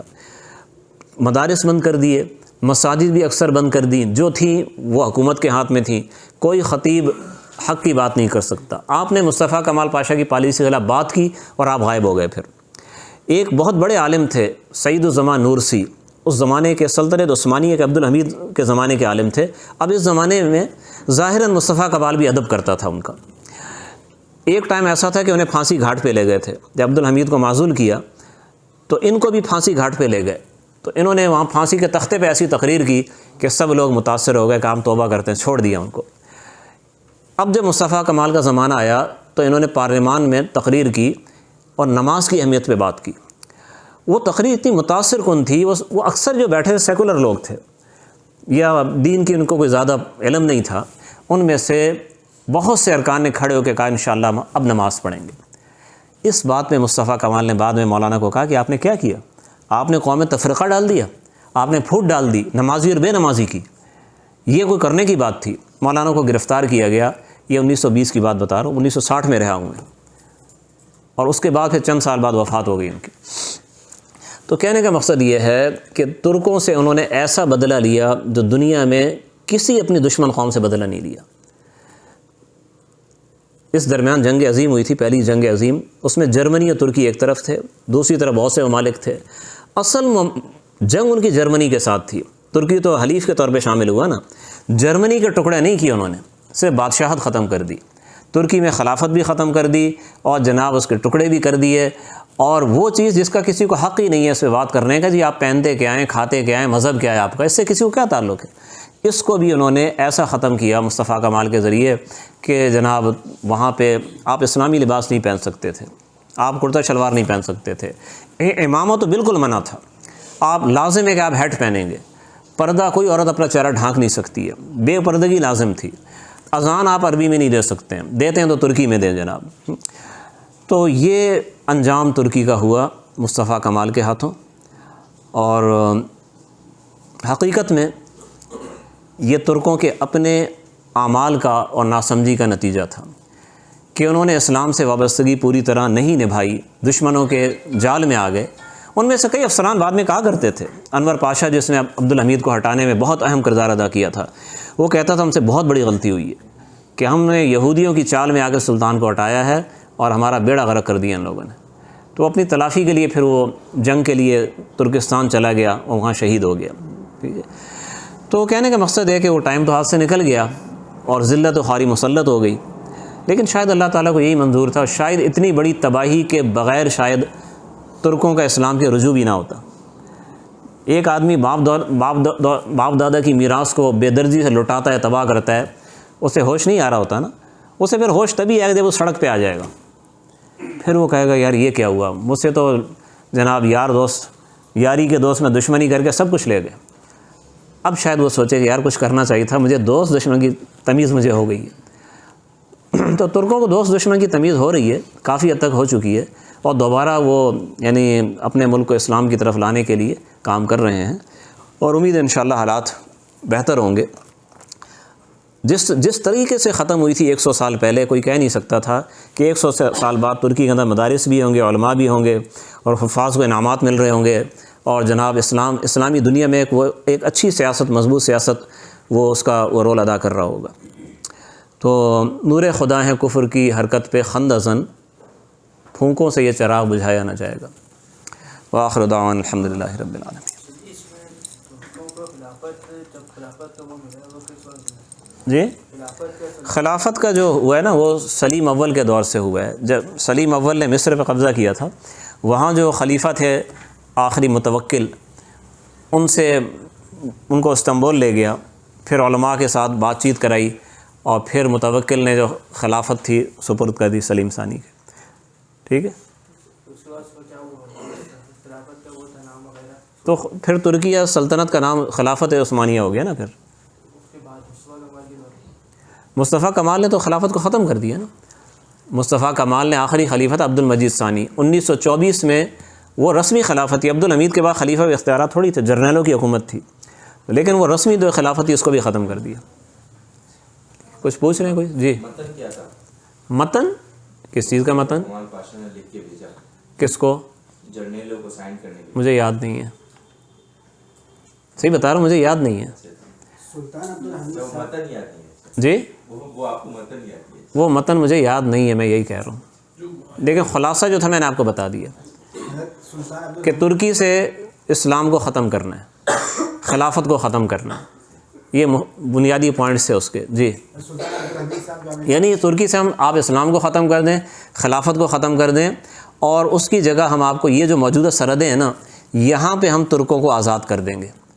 ٹھیک ہے, یہ حصہ ترکوں کو ہم آزاد کر کے دے دیں گے, یہ حد بندی ہے, آپ اسلام اور خلافت کو ختم کریں. مصطفیٰ کمال نے کہا ہمیں تو نہ اسلام چاہیے نہ خلافت چاہیے, ہمیں تو بس زمین چاہیے.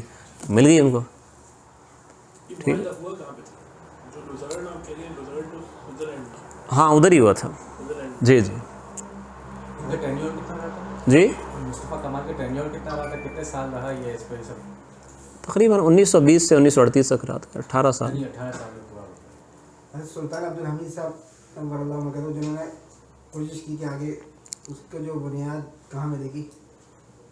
نہیں سمجھا. سلطان عبدالحمید صاحب جنہوں نے کوشش کی, آگے میں نہیں سمجھا آپ نے کیا کہا. انہوں نے جس نظریے پہ کام کیا, ہاں, نظریہ کہاں پہ ملے گا, کہا کہ کن کتابوں میں آپ کو ملے گا.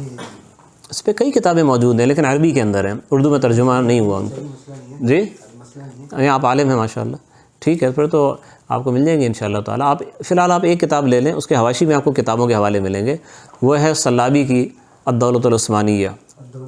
ٹھیک ہے, اس کے اندر حواشی کے اندر کئی حوالے موجود ہیں, اچھی اچھی کتابیں سلطان عبدالحمید کے بارے میں بھی. بہت پہلے سے ہی عورتیں ان کو لیڈ کرتی تھی, اور عورتیں بھی وہ تھی جو ان کی باندھیاں تھی, جو رشیا کی تھی, جو یورپ کی تھی, وہ ان کو وہ کری تھی. اس لیے اسلام کا تو وہ نہیں لیڈ کرنے کا یہ تو معنی نہیں کہ ہر کام، اور نہ ہی 20 بچے بھی نہیں تھے، وہ ان کی لانڈیاں تھیں اور وہ بھی ان سے خریدی بھی ہوتی تھی یا جیتی بھی ہوتی تھی، اسی بیسس پر چلا تھا اسلام کا. تو یہ تو بالکل ہی ایک سسٹم پہ چلے تھے. دیکھیں جو حقیقت ہے میں نے بتا دی ہے، نتیجہ آپ اس سے جو بھی نکالیں، لیکن ایسا نہیں تھا کہ وہ باندی اب باندی ہی ہے اور جناب وہ ابھی تک وہ غیر مسلم ہے، ایسا نہیں آتی تھی نا جی. وہ نکاح میں تو نہیں ہوتی تھی. بھائی جن کے میں ذکر کر رہا ہوں ساری نکاح میں آئی تھیں. جو ملکہ ہوتی تھی باقاعدہ اس کو آزاد کرتے تھے شادی کر کے، اور غیر مسلم کو نہیں لیتے تھے. جو مسلمان ہوتی تھی اسی کو ملکہ بناتے تھے. ٹھیک ہے. اور وہ ایسا نہیں تھا وہ عورتیں ایسی بے دین ہوں، وہ نماز روزے کی پابند ہوتی تھی. ایک نفس انسان کے ہاتھ لگا ہوا ہے نا. یہ صرف عثمانیوں کا تو نہیں، اگر آپ ادھر دوسری طرف جی یہ تو ایک فطرت آپ بنو امیہ میں آپ دیکھیں وہ تو خالص عرب تھے نا.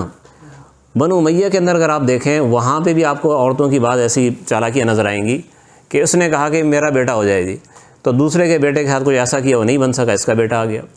بنو عباس میں جو بنو ہاشم ہے، اب زبیدہ جو ہے وہ تو خود جناب انتہائی اعلیٰ خاندان کی، اور یہ ہارون ہاشمی خاندان کے لوگ ہیں.